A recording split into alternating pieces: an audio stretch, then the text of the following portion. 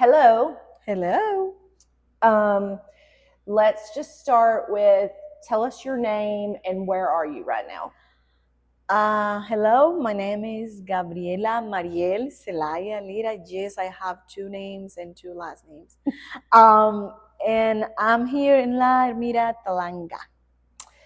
And uh, the mission overall here, the ministry overall here is New Desire Christian Ministries, correct? And so, how long have you been with New Desire? I start here in 2018, coming just as translator on the weekends.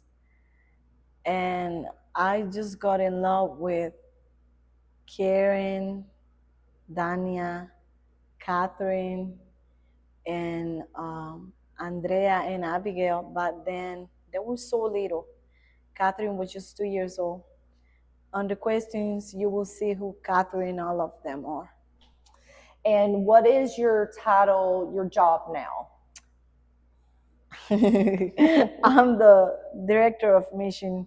Um, I'm just a servant of God. That's what I feel.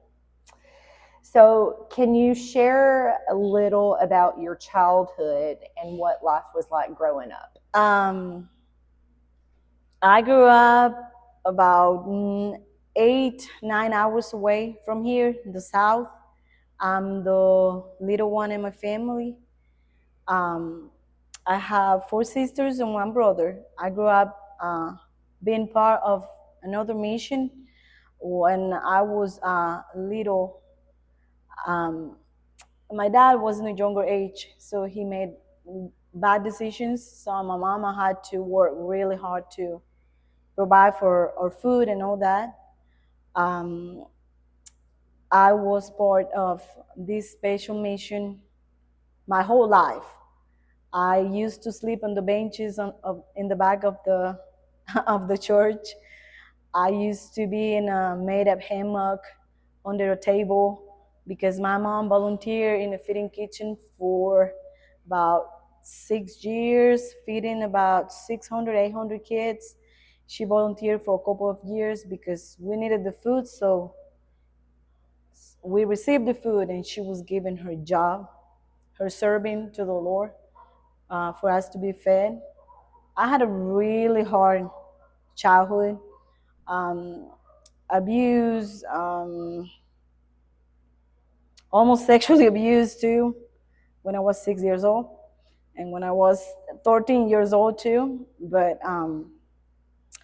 I just felt that everything that happened to me on the way, it was just a training for me to be able to help my girls now, because now I know that the same things that I went through, they have been through, like having no water, uh, having no toilet, having no shower, a lot of things that now I feel I'm spoiled by God, and I'm spoiled by people that God had sent to my way, so I can experience just different things that I never dreamed I could experience.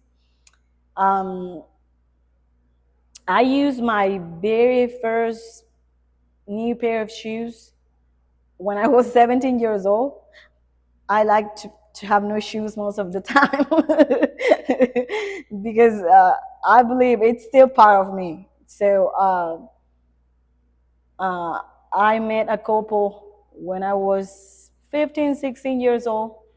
Their names is Tim and Jody Preston, and I was helping this man, and he saw I was wearing some very bad shoes. They had holes everywhere, and he asked me why you're not wearing shoes, and the shoes you're wearing, they're not shoes. So he decided to get together with another man, and they bought me the very first very new pair of shoes that I ever wear when I was 17 years old. And I still have a relationship with them, and I'm so thankful because they show me that those little things that sometimes we take for granted, those things really matter and a little kid having no shoes, having no food. So that's part of my childhood. So can you tell us a little bit about at some point in your childhood you got a sponsor? Oh, yes. Can you tell us a little bit about that? Actually, I got my first sponsor when I was in kindergarten, but they dropped me, and I was so sad because they dropped me, and I didn't know why. But this sweet little girl, because it was a girl back then, she was 17 years old, and I was 6 years old. When she came to my home with my sister's sponsor, I didn't have one. And I just saw my sister getting so loved, and that lady was holding her and giving her candies and toys. And I was like, oh, I don't have nothing. But this teenager, she was 17 years old. Her name is Tiffany. She lives in Iowa. She still lives in Iowa. She jumped up and said, I'm going to sponsor you. And she helped me through all my high school. I graduated thanks to the support that she gave me. I graduated from high school. And we got connected back again in 2009 after I finished my high school. And we still get in touch. My dream is to visit her or see her one day. If I don't see her here, we always talk, I will see her in heaven. And what did it mean to you to have someone to really believe in your future and to believe and invest in you? Oh, actually, I do not have words to express that kind of feelings, because here in Honduras is a big problem. People do not believe in women. For a lot of people, the girls, they're just ready to have kids when they turn 12 years old. No, in every places in Honduras, but like in the villages, in the little towns, they just think, okay, you're gonna turn 12 or 15, you're ready to have kids, you're ready to have a man. And in my family line, we struggle with that too.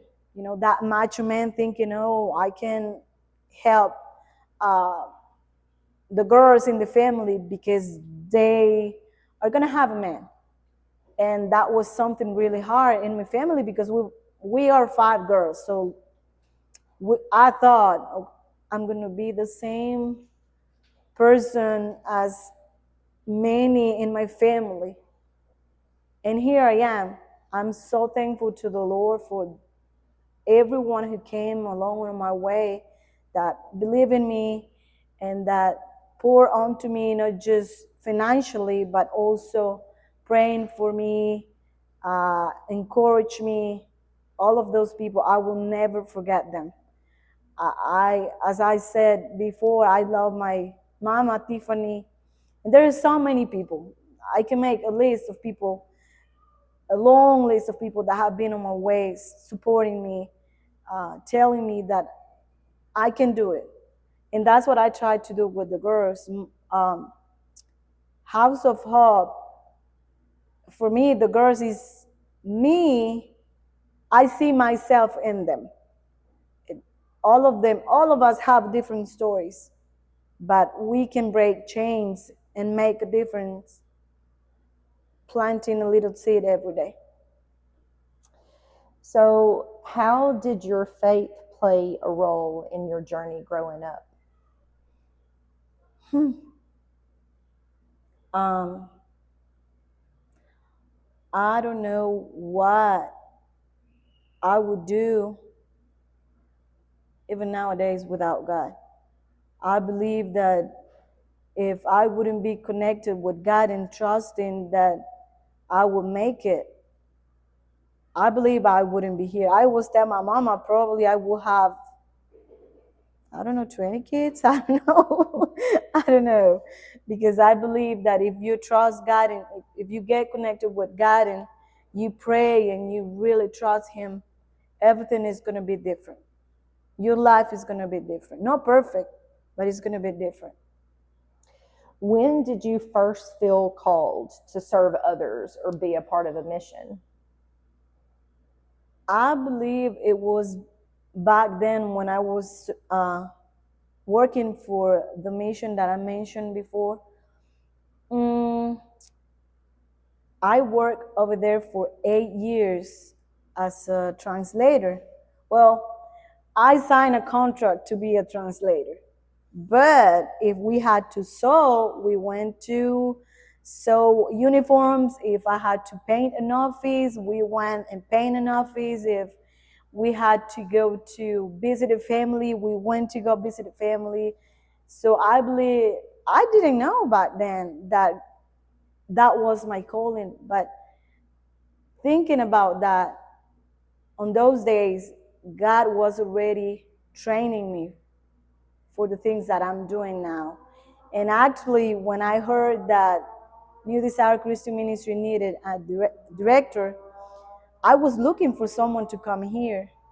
And I know that if that person that I went specifically to ask for, if he was willing to come, he would laugh because I sat with him. I went to visit him and ask him, you know English and you're a great pastor. You sing so beautiful and you can play the piano, the guitar. And I said, you are the perfect person to serve a New Desire Christian Ministry, without knowing that God didn't want them. God want me to be here. So tell us about Oscar and how you met. My husband. It's crazy because he said that he met me many years ago when I was serving and translating with Good Samaritan. He said, I found you, I saw you, but I don't remember him because I'm 7 years older than him. So I said, baby, but think about this. I was 18 and you were just 11 years old. I wouldn't think on dating an 11-year-old kid. But God gave me the opportunity to meet him in Tegucigalpa when I moved in 2015. I moved over there.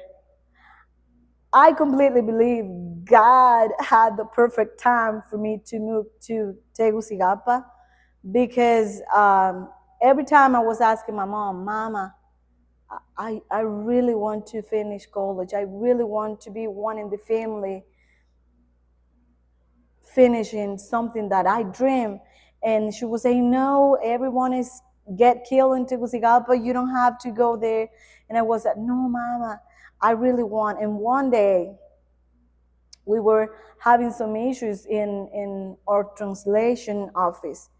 It wasn't problems between us. It was that we didn't have a lot of work to do, and I was the only single one. So I said, I'm the one who have to move, because the rest of my coworkers, they did have families, they did have kids. So I said, oh, this is my time to move. But now when I think on that, it wasn't my time, it was God's time for me to move. And on January, I talked to my mom and I said, Mama, I'm ready to go. And she said, but if you go, I'm going to die. And I said, Mama, you won't die, I'm sure, but I have to move. And I remember I started praying for a confirmation from God because I really want to go to college, but I didn't have the finances to go there. But then Tim and Jody appear on the picture again, and they asked to a very dear friend of us to support me to go to college. And he just came. It was November. It was like a few months before I decided to move. But he said, okay, here's an envelope for you to go to college because that's what you want to do. It's money for you to pay rent and all you need for a whole year. So I said, that's the perfect answer from God. Because I was praying for quite a bit, and if my mama was saying no, I was like, okay, if my mama is saying no, probably this is not the right decision to make. But Papa Ron, as I call him, he said, "Here, you go to your first year of college." And guess what? I got a job in a radio station too. So it was like God was putting everything together, and that's when I met my great and wonderful husband. The blessing that God gave me in the middle of all the struggles and all the new things that I had to face in Tegucigalpa, that's when God sent him to my way. And so now Oscar serves here in the mission also, correct? Mm-hmm. And so, what has it been like serving in ministry together as a couple? It has been awesome, and I believe I couldn't do what I do without him, because there are things that are lacking me that he has it, so we're complete. I have some thoughts and he has others. Even though he's 7 years younger than me, he's so wise in the decisions he made. Even though sometimes I'm stubborn and I don't listen to him, but he's so wise. He is. He really is. And I'm so very thankful for him. And so, can we share the most recent news about your family? We have a baby. We have a baby. Yes. So, how has being a mom now changed, or has it changed your perspective and how you serve? I think it has changed it for good. I love the girls and I love everyone, but having a baby is just a piece of heaven. You, I don't know how to explain it, but it's just a different connection with people. You love more, you care more. It's not that you didn't love before. It's just so soft, so sometimes overwhelming, but everything connected. It just makes like a bomb in you that makes you do the things better. I don't know. It's all amazing what God does. And what are your hopes and your dreams for your baby? Oh, first, I pray so hard that she has a heart of missions, that she has the heart that my mama planted on me, that God has given me, so she can do what we do, and that she grows in the Lord. So, we're going to shift and talk about the girls' home for a little bit. So, can you just describe for us what is a typical day at the girls' home? Is it mass chaos? Well, normally they go to school from Monday through Friday, and now they have even greater opportunities because they're going to a bilingual school. Yay! Yay! And that's something that really filled me up because I it was very hard for me to learn English because I start in a very old age. But for them, they are most of them they're starting in a very younger age. So I'm so excited, and I can wait to see all the little translator helping everywhere. So I'm so excited for that. Well, I don't want to go around like a total, but normally like Saturdays. Let's talk about Saturdays. Um, Getting up, they have schedules. Getting up 7. They have to clean. They have little teams where they wash their clothes. They clean a specific room. So some of them clean the kitchen, some others cook in the kitchen. They make their own tortillas because we want them to have in their minds that they have to learn a little bit of everything. They have to uh, learn for the time when they're ready to go. Our dream for them our dreams for them is for all of them to finish college, for them to be doctors, nurses, lawyers, whatever they want to be. Um, but a typical cow's day is cleaning, cooking, time to study, time to play. They have their sewing classes. They have their computers that would they practice and get more knowledge. They have their time also to watch movies. Um, they do have their specific time with the Lord. They take roles and they have their devotions every day because uh, we want them to accomplish goals, but we want them to get close to the Lord too. Because I believe if we're just focusing one thing and we separate that from God, we're doing anything. Because if one day we're not here, they know they have God forever and they have to go run to God first because He's gonna fix anything and everything that comes to their way. What are some of the biggest needs or challenges that you see with the girls when they first come to the home, when we get a new girl? Um, Physical needs and mental needs.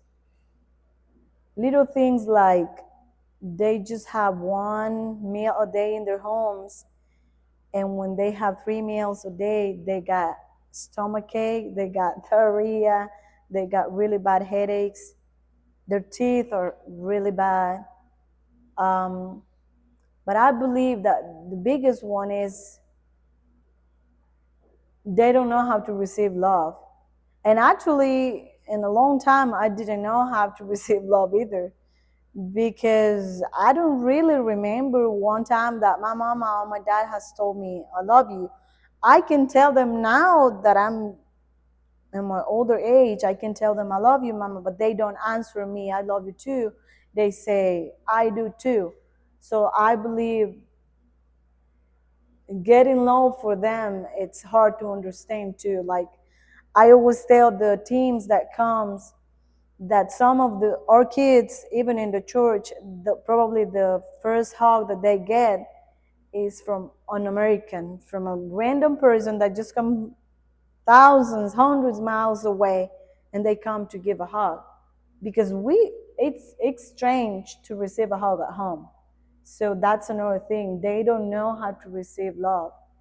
And practically during the first day, they have to get adjusted to receive love, receive respect, receive what they need: clothes, shoes, food, even take care of their teeth, lies on their heads. It's it's at the beginning it's very overwhelming because we would love for them to just see the blessings from God are right here for you, but they don't know how to take it. So it's at the beginning it's hard, but little by little, God put everything together and just everything changed. What is something about the girls that you wish people in the United States could see or understand? Hmm.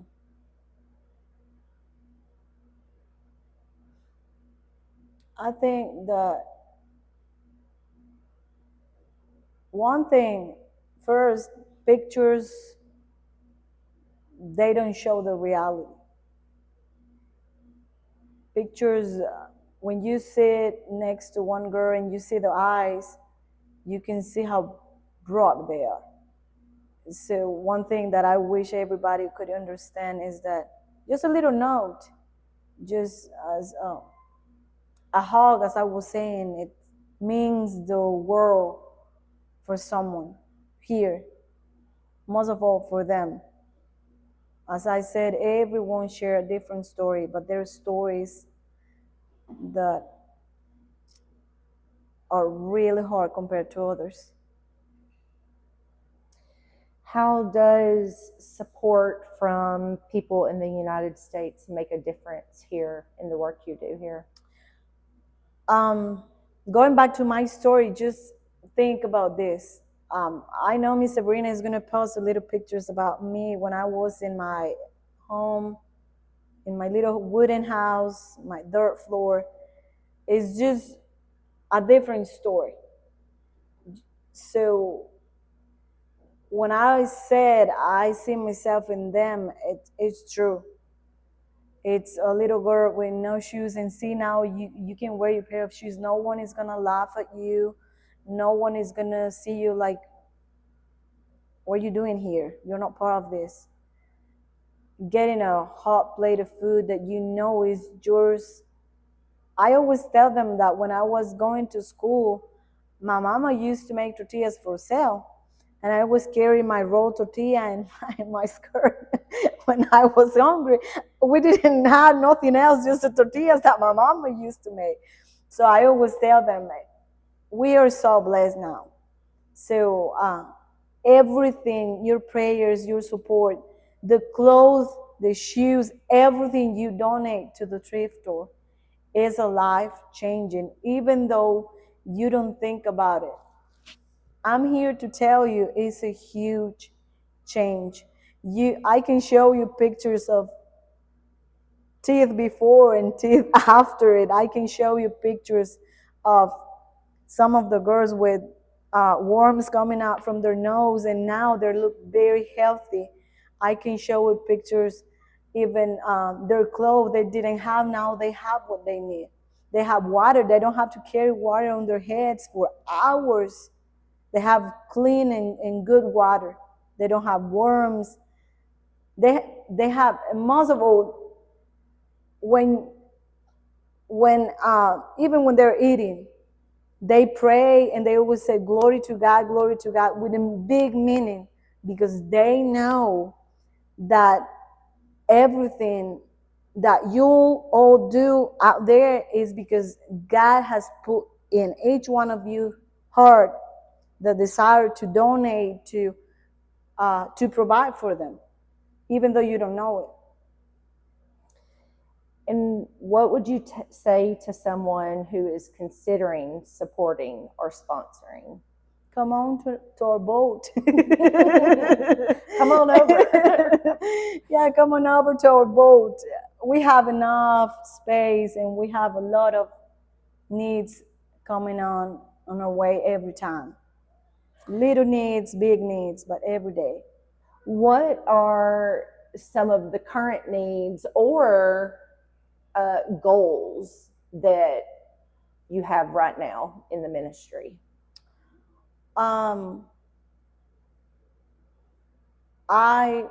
My prayer is for the ministry to have more days of feeding. For the ones out there who don't know, we have feeding kitchens. We have 3 of them. We have one here in our main campus. We have one here, one in the church in Talanga, and we have one in a far, far away mountain, about 12 hours away.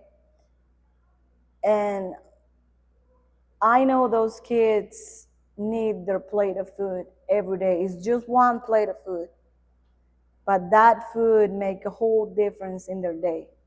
I also pray for, we have been praying for a clinic, because our dream is to have our very own clinic. Like today, I'm going to share experience today about today. Our little one, Ali, she got really, really sick. I thank the Lord because He put favor in us, and we find on the way different people that help us. And we have a friend, a doctor, who came and said, sure, I can check her. And he came to the house and he checked her.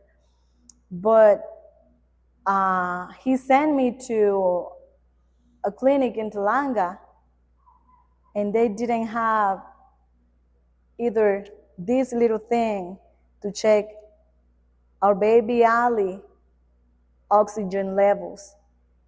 And there was this random guy that I don't know who he was. He just had a heart attack and he needed to use it. And we allowed him to use this one. And after we were done, Oscar went to the pharmacy and said, "This is a donation for your clinic." Those are things that it really shocked me, because there was one person with a heart attack there, and they didn't know how to check him. How? They didn't have what they needed to. So I believe if we could have our very own space to treat our people, everything will be different. So we're getting close to wrapping up, but if you could go back and speak to your younger self, your little girl, what would you say to her? We made it! Yes, and I will say, I'm so proud of you. I will say, look, we don't sell tortillas. We don't sell mangoes. And look what God has done. I will tell her we made it. And I will tell her that I'm so thankful because she was brave enough to overcome everything that came in the way. Even from not having a bed, from not having shoes, from not having food. Look what God has done. And we made it. We made it. What gives you the most hope for the future?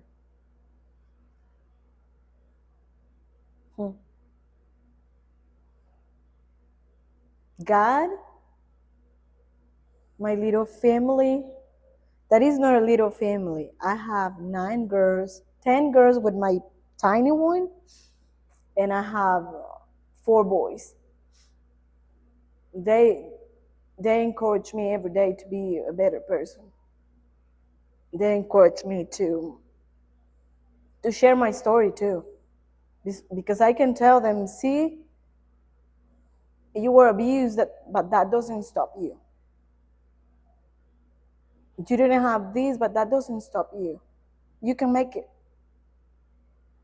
There is more. And there is good people that trust you. There is people that love you. There is people that believe in you and pray for you and think you can make it. Because I know there is a lot of people out there that pray for me, that think about me. And that's what I'm here.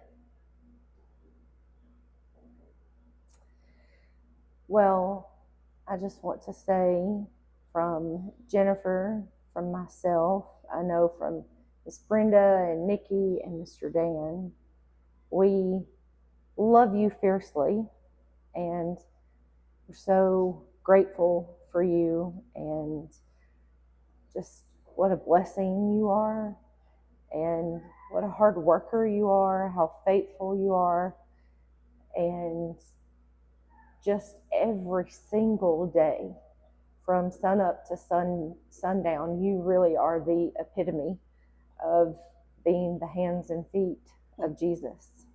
And you serve big, and you love big, and you protect big, and we're just so grateful. I'm grateful just to even know you, and occasionally get to spend some time here with you. And we're proud of you. Thank you. We're so proud of you too, and we love you. And thank you for talking to us. I can't wait for all of the people to get to see this, and we invite anyone who is interested to come here and serve with us here in Laramida. Yeah. And thank you, Gabi. You're welcome. Also, if you're willing to go and serve in House of Hope 3, you can go and do it too. They need a lot of help, a lot of volunteers, a lot of little hands. So please. That's right. We Please love go. volunteers. That's true. That's true. All right. Well, we love you, and I we love you. love you watching, and we just love Jesus. We just love Jesus. That's right. Bye. Bye.